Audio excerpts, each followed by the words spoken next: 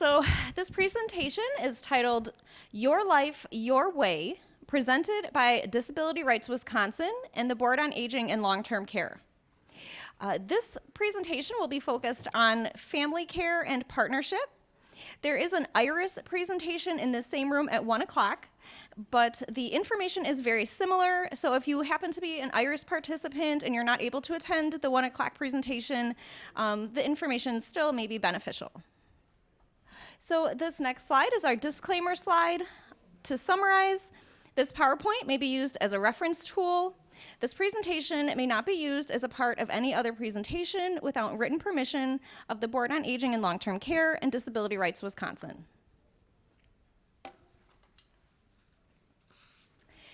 So we'd want to welcome everybody. I will start with allowing the Disability Rights Wisconsin staff to introduce their program.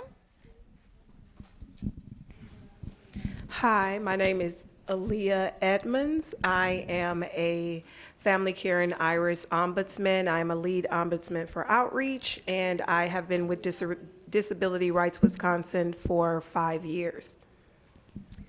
Good morning, everyone. Thanks for joining us. My name is Jean Eldridge. I am the supervising ombudsman on the Disability Rights Wisconsin Family Care and IRIS Ombudsman Program. That's a really long name. And I've been with DRW for about 10 years. And we have a few more staff over here. Hello, I'm Scott Struckmeyer, Ombudsman. I've been with DRW for 3 years. Hi, I'm Katie Erickson. I'm also an ombudsman, and I have been there for about 1.5 years.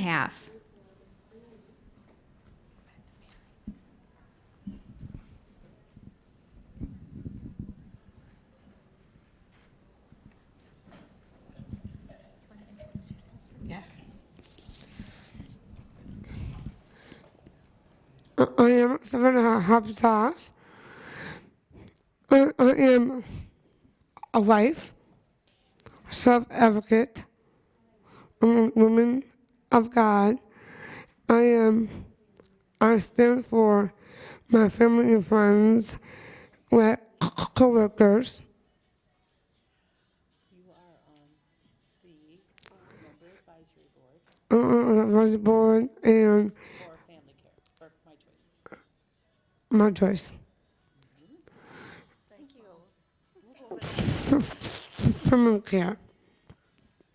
My goals are keeping my housework. We're just doing the introductions right now. Okay. Thank you. Yeah. Savannah is our self-advocate that's presenting with us today. We also have the Board on Aging staff. My name is Mary McEwen. I am the Managed Care Ombudsman. I have been with the Board on Aging for about 9 years. Do you guys want to introduce yourselves?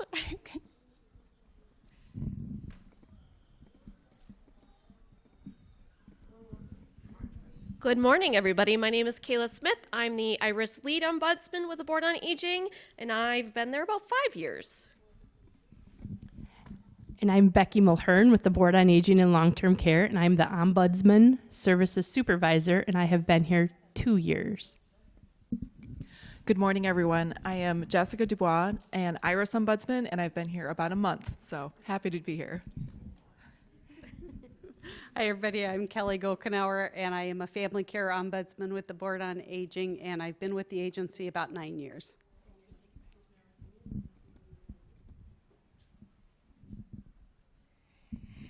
Thank you.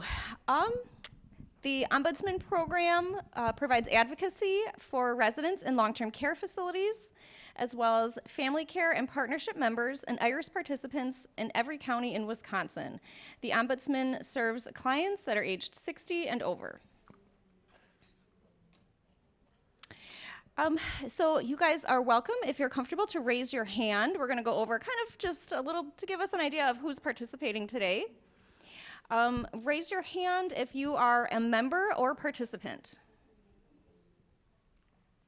Okay. Raise your hand if you're a legal decision maker, family, friend, or caregiver. Okay. And raise your hand if you're an agency staff or other. All right, thank you. And then one more question. Who here today considers themselves an advocate? Oh, perfect. A lot of hands going up. Yeah, I would consider everybody here an advocate, either a self-advocate or advocating on behalf of somebody else. So the goals of this presentation: learning about self-advocacy, practicing self-advocacy, responding to no when requesting a service or support, and feeling more empowered to advocate for yourself. What is advocacy? Advocacy is the act of speaking, writing, or acting in support of a cause, need, idea, or policy. Self-advocacy means being able to speak up for yourself and make sure your needs and wants are known. It's about understanding what you need, communicating it clearly, and making choices that are right for you. Essentially, it's being your own best advocate.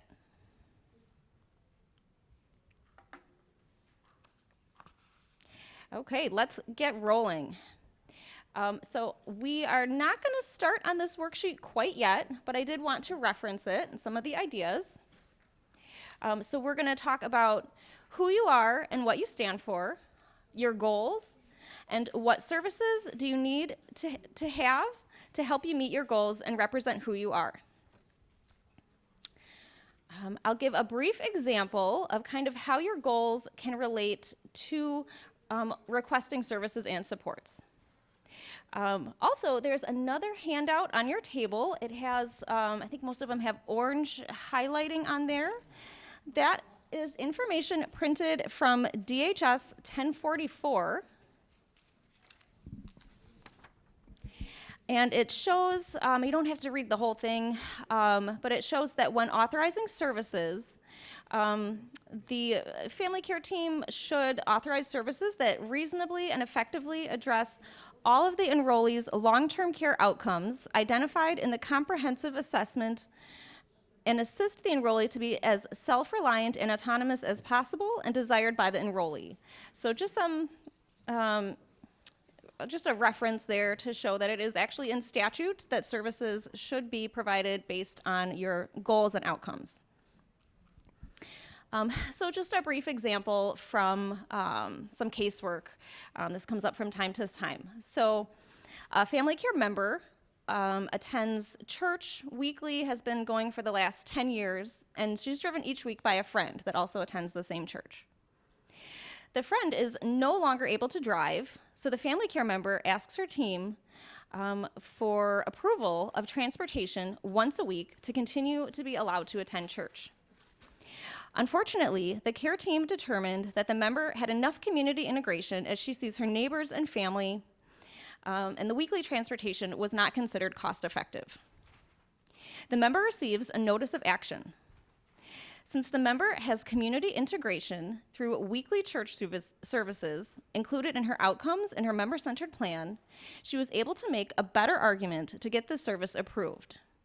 We're going to talk a little bit more in the second half of the presentation about the member-centered plan, what that is, and define the long-term care outcomes in a little bit more detail. So just to kind of give you an idea of how those can relate. Although it's not a guarantee that every request will be approved, having well-defined goals definitely helps when making your case for a service or support that you're requesting.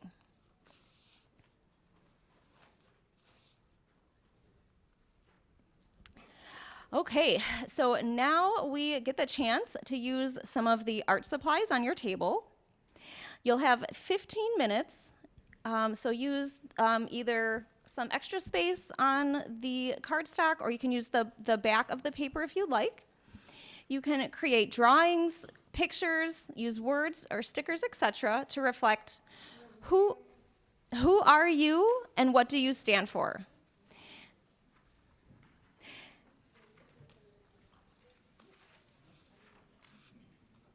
So I'm going to set the timer for 15 minutes, and you can just kind of be creative, and it's kind of just to get you kind of to be thinking about what your goals are.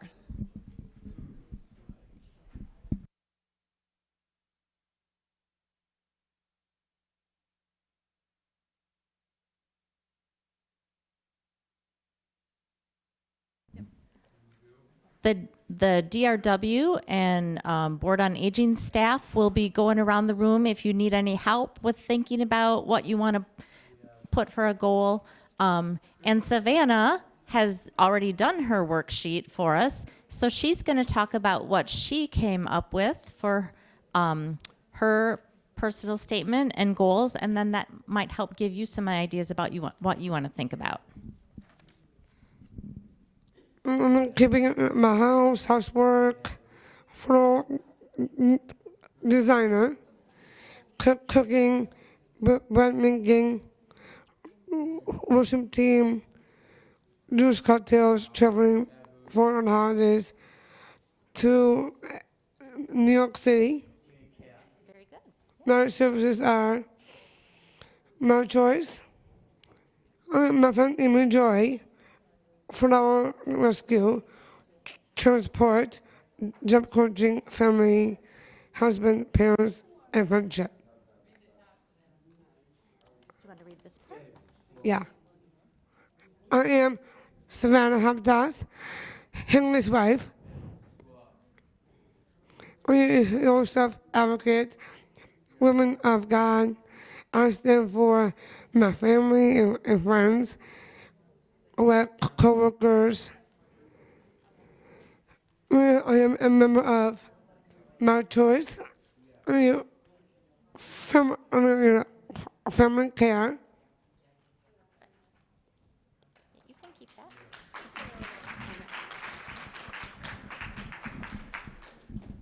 We will have 5 minutes later on to work on those 5 goals. So you're welcome to work on that now if you want. But it's also a time to just kind of get you thinking about the things that are important to you by kind of being creative and drawing pictures, stickers, and things like that. So yeah, I hope that's helpful. Okay, so it's been about 15 minutes. So I hope everybody was able to come up with some good ideas for their goals and things that are important to them. All right, so the next exercise that we're going to do is working on that list of 5 goals. I know some people already started on that, that's fine. Some ideas for goals. We have some listed up here. Where do you want to live and with whom? What does your best life look like? What do you want to experience? What is important to you? Some other additional examples. The living situation and support you want. Where to live and who you want to live with. Needed support and services and who you get them from. Your daily routines.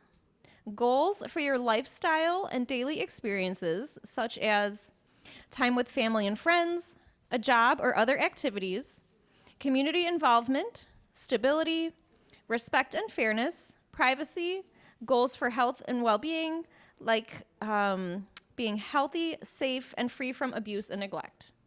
So we'll have about 5 minutes for this one. If you already have it completed, you're welcome to either work on coming up with a couple more goals, or you can continue with your artwork, or you can, just really 5 minutes to think about your goals and list them on the page. Okay, it's been 5 minutes. I hope everybody was able to come up with some goals and have them, some goals listed on their sheet. Let's see.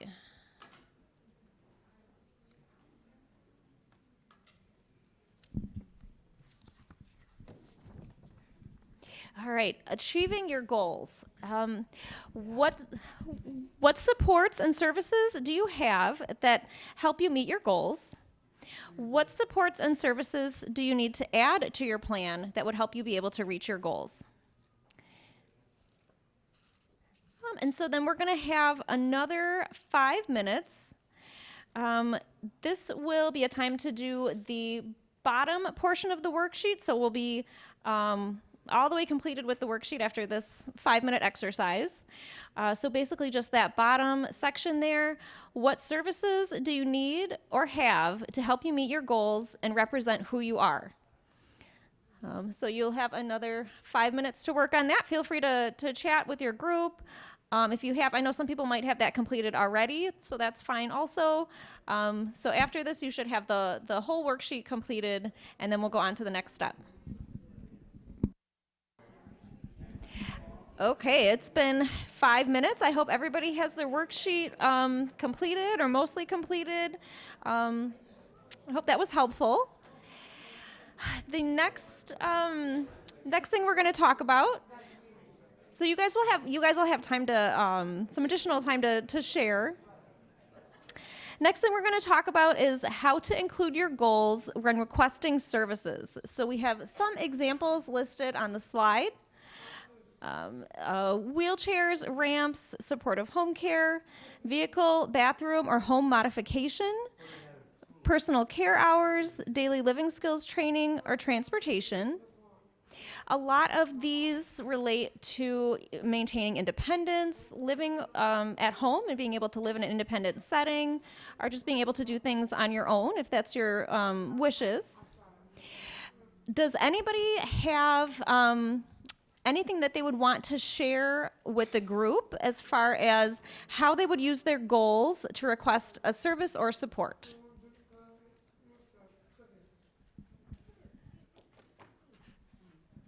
All right, we have one volunteer.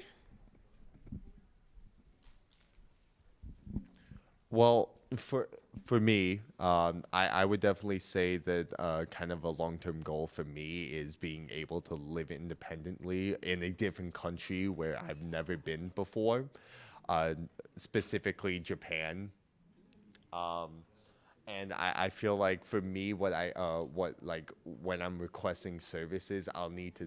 I feel like I can use that as kind of a stepping stone to be like, okay, I want to have this amount of money, and I want help finding a way to be able to budget for this amount because I feel like I spend way too much.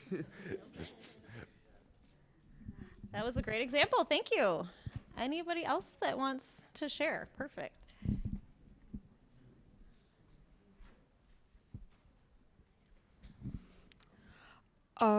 I plan on moving in with my fiance.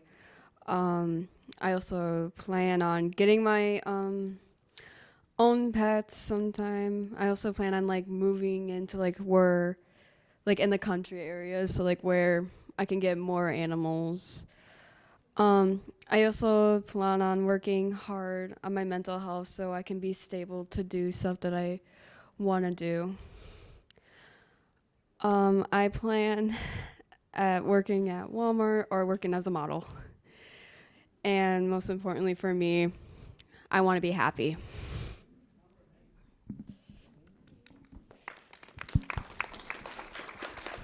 Thank you. Anybody else? Okay.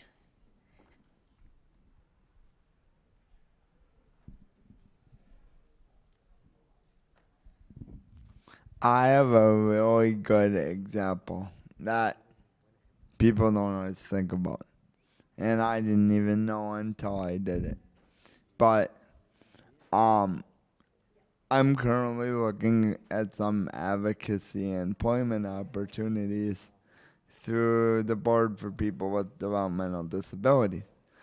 And one thing that requires you to do is get a benefit analysis. So you go through benefits counseling and you see based on what you would like to work and how much you want to make, how that affects your long-term care benefits, your Social Security benefits. Family care will actually pay for your benefits counseling. So that's one thing that I recently used to obtain my long-term goal of employment. Thank you. Anybody else that wants to share?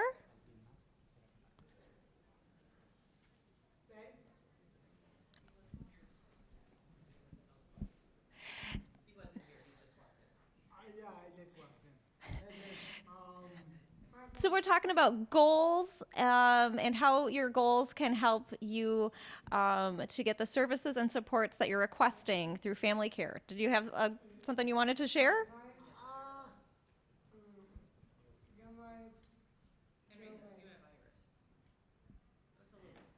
And we do have an IRIS presentation at 1 o'clock today too, so.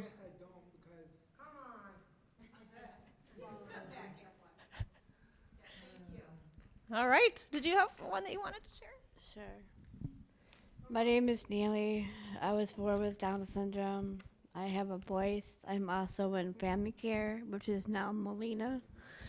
I would like to have my own gallery, art gallery, which I'm an art student, and a place to sell my art and knowing what services I can get from family care. Thank you.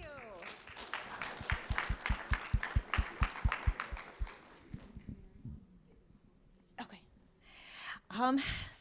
Our self-advocate also had an example that she wanted to share as well.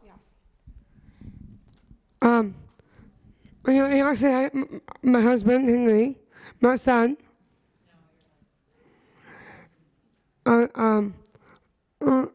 He is incredible, handsome, young man, and he is. He always he will take care of me when I am sick. Last night,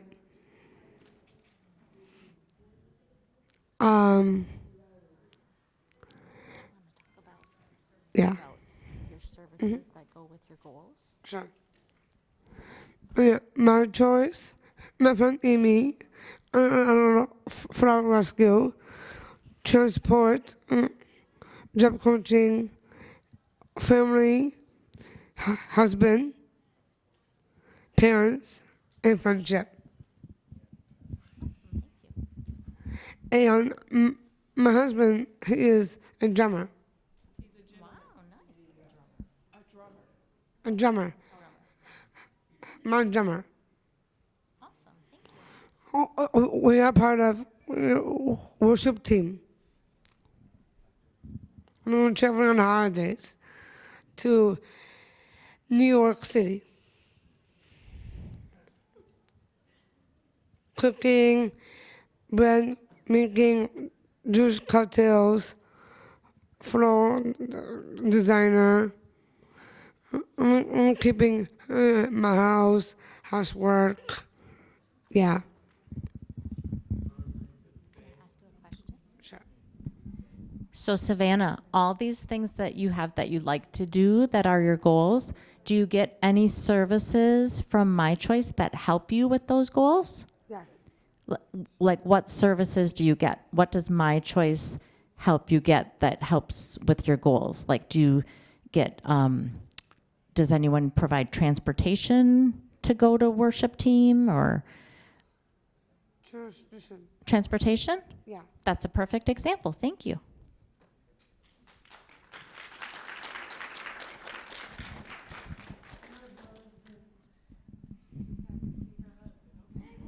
And I am going to hand it over to Jean to continue on with the rest of the slides. Thanks, Mary. Oh. Just To my understanding, family care organizations, when you reside with an adult family home, do not provide the transportation other than employment. The rest of the times, their expectation is that the provider will be transporting for absolutely everything. I want to say something. I've been living with Maria for a long time, and I'm very happy that she supports me. Without her, I would be in an institution, group home. And for that, I really thank her and bless her with that. Thank you. Thank you for sharing that. Thank you, everyone, for sharing. Okay. So this whole exercise was to kind of bring us back to the member-centered plan. How many of you that are in family care have ever seen or even know what your member-centered plan is? Good, perfect. Are there any family care members who have never seen your member-centered plan and have no idea what I'm talking about? Okay. So that's why we're talking about it, because it is very important. So your member-centered plan is what you create with your care team. Every 6 months, you probably meet with your care team to review the member-centered plan. It might be happening and you don't even know it's happening. Your team might be doing it in the background. But you really should be involved in that conversation. Oftentimes, as ombudsmen, we'll take a look at someone's member-centered plan and what they're called long-term care outcomes. They're written so vague that they could apply to every person in this room. That's not ideal. You really want to develop that plan based on what you just identified on your worksheet as your goals and what's important to you, how that's going to fit your life to give you the best life that you can live. That is then used to build your services. So I need my glasses to actually be able to read something, sorry. So the only caveat to all that is because we would all like what we want, right? But those long-term care outcomes that drive your plan are based on this, going back to this sheet that's on the table that's highlighted. This is from the state statute, so this is the law essentially, that says that your managed care organization, your team has to assess you for your needs based on your preferences, so what you want. And then those long-term care outcomes are developed in those areas that we talked about before.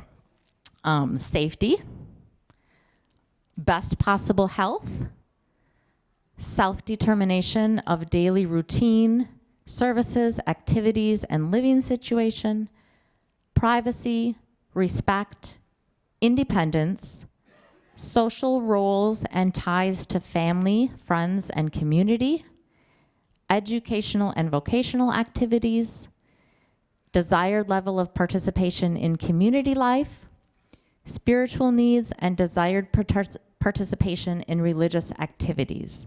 So those are all the areas that your plan can be built around. So you want to develop what's called the long-term care outcome that says, for example, living situation. I want to live in an independent apartment, might be your goal.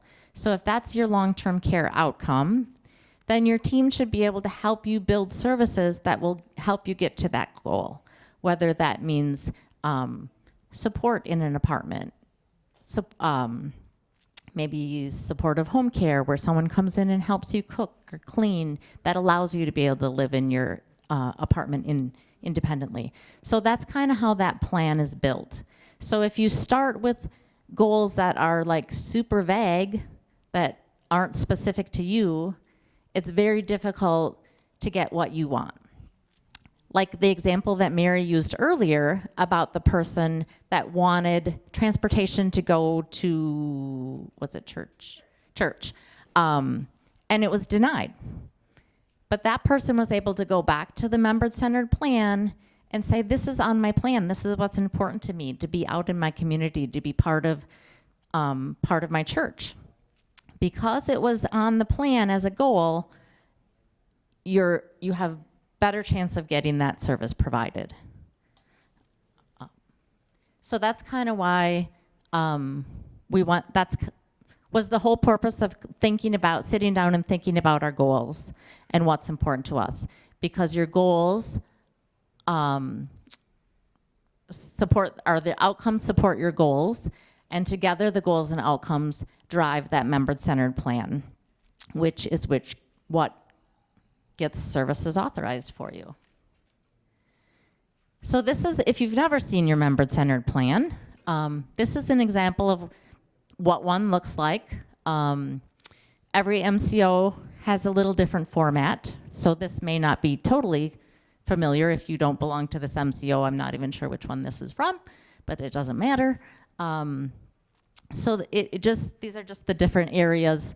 Talks about, kind of your demographic information. And then you'll see there's actually a section called Who I Am towards the bottom there. So that looks familiar, right? That's what we did on our worksheet. So that's kind of where we talk about your strengths, your preferences, opportunities you want to look at.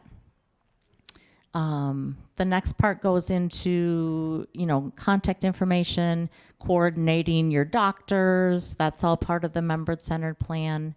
And then it gets into services and supports. And it actually, I don't think this one actually calls it that on the form, but this is where they start talking about those long-term care outcomes. So they do get listed out, and then they kind of build that plan, what services you need to achieve those outcomes. So it kind of all ties together. I'm skipping over this IRIS part. So that's kind of was our intent today, to really get you thinking about what's important to you. We provided the page protectors so that you can slip your little worksheet in there and to keep it safe. You can continue to work on these when you get home if you think of something else you want to add, or in 6 months something else comes up that is important to you.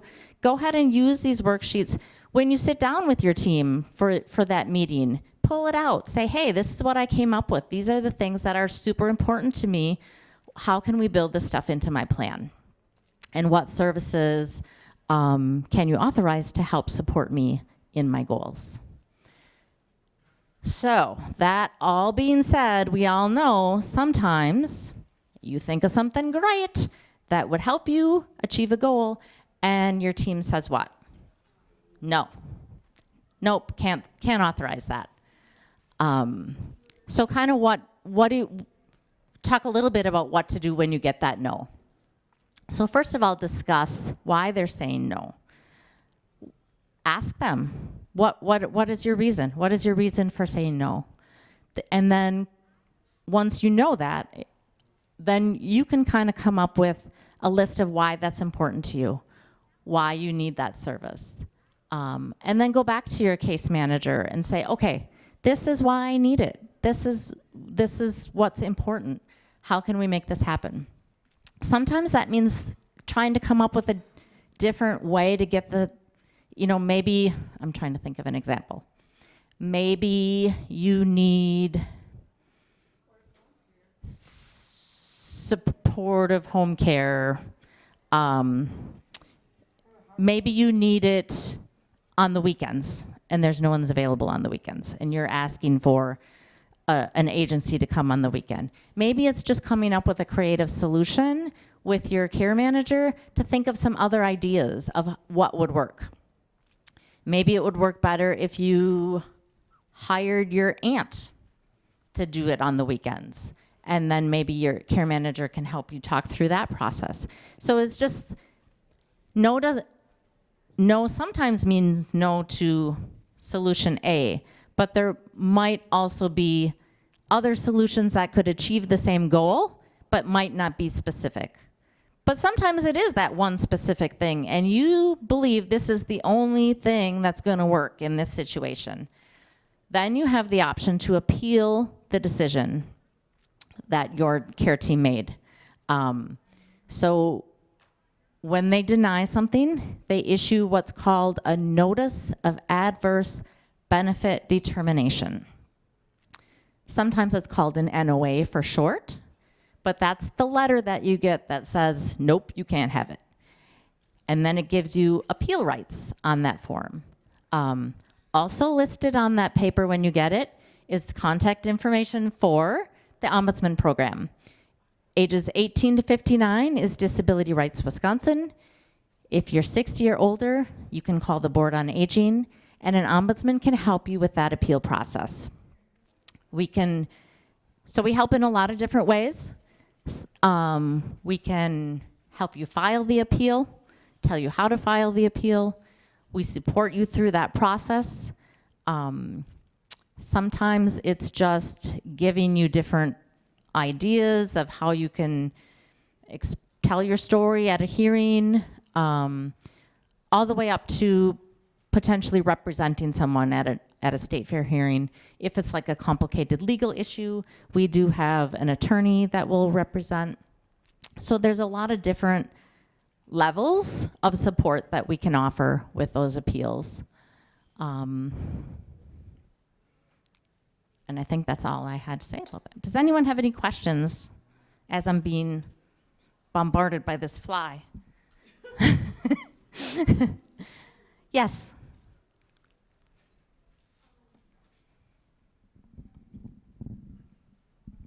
What if your parents don't really support your decisions and they don't have the same decisions as you? What should you do? That's a tough question. Are your parents your legal guardians? So that's hard, right? When you want something. I think just communication. Talk to your care manager about, that you kind of have a different viewpoint. They might be able to come up with some alternatives to kind of, maybe there's a way to meet in the middle. Maybe you have other people in your life that can support you, then help you work with your parents to get them to help you with what you want.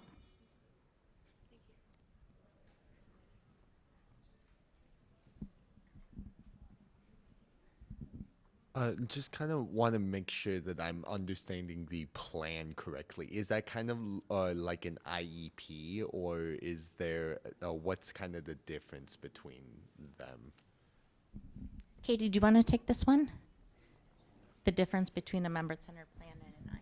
Yeah, so your IEP is going to be if you're still in school. So you may have an IEP and be enrolled in an adult long-term care program, right?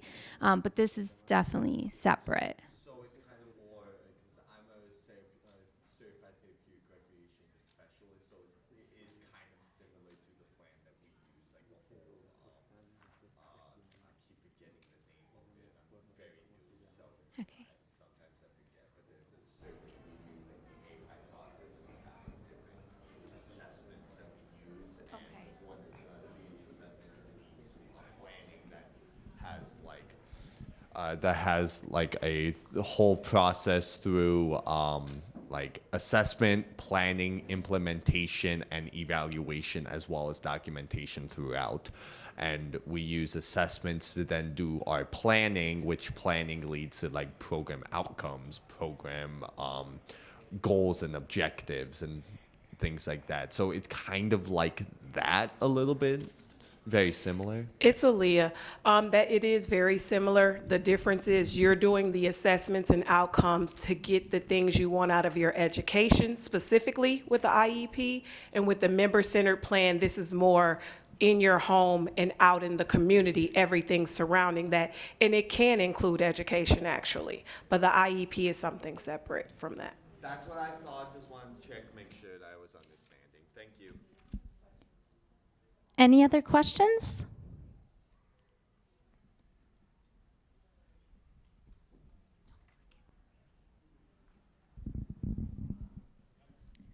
It's like I know some people like struggle to like have like motivation to do stuff, like for example like depression or just like anxiety. So like what if you feel like you have like no motivation to like do something, like you feel like it's gonna ruin like your like future plans and stuff?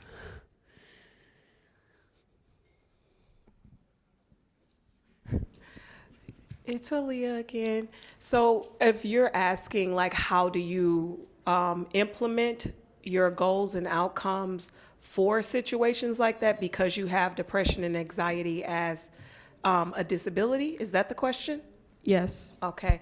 So then if there are programs out there that you think can help you, or if there's someone you can have like companion care to help motivate you to get out of bed on those days, especially if those days are like you have more bad days than good days, so to speak. You may have days where it's easy for you to do it, but for the days that you need someone, you can probably say that you want to overcome your depression and anxiety to go to school or to drive or to get a job.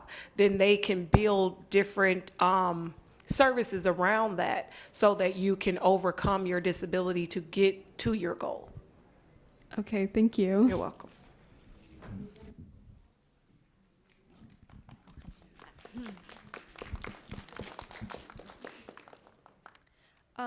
What if you don't know what you want in life and you're just so you think your parents know everything what's best for you?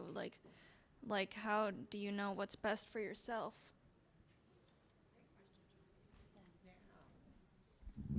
Great question. I'm 57 and I still don't know what's best for me.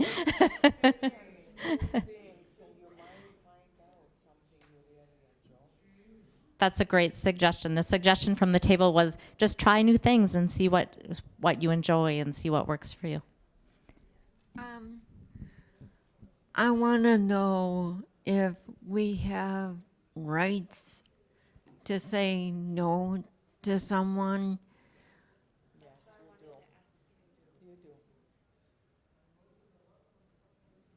Thank you. Yes, you do. You can say no. I'm not sure what specific example you're thinking of, but you always have the ability to say no.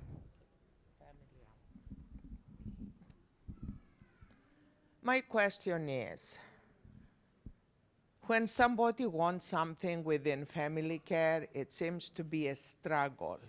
Who has the energy and the focus for every single thing they may need to really go through the whole process and the appeal process? After a while, you really don't have the desire or the energy to do so.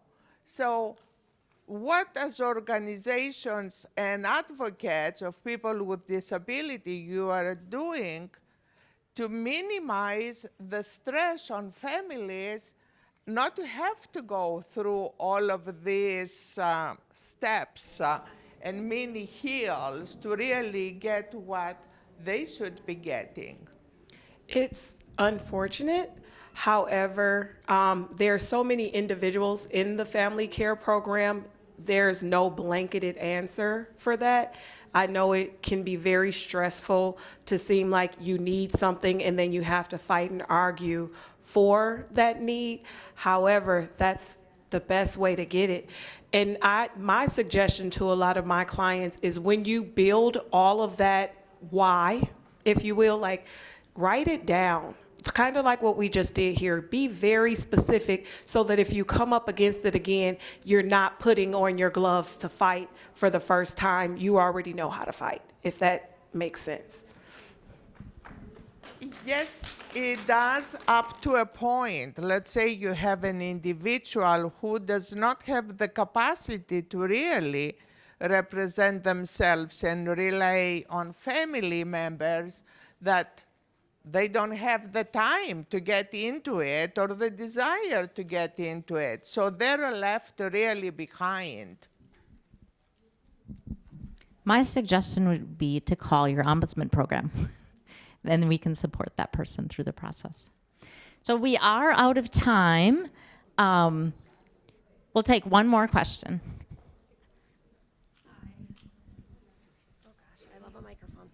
Hi, I may become very unpopular in the room very quickly. So I work for a managed care organization, and I have for almost 20 years.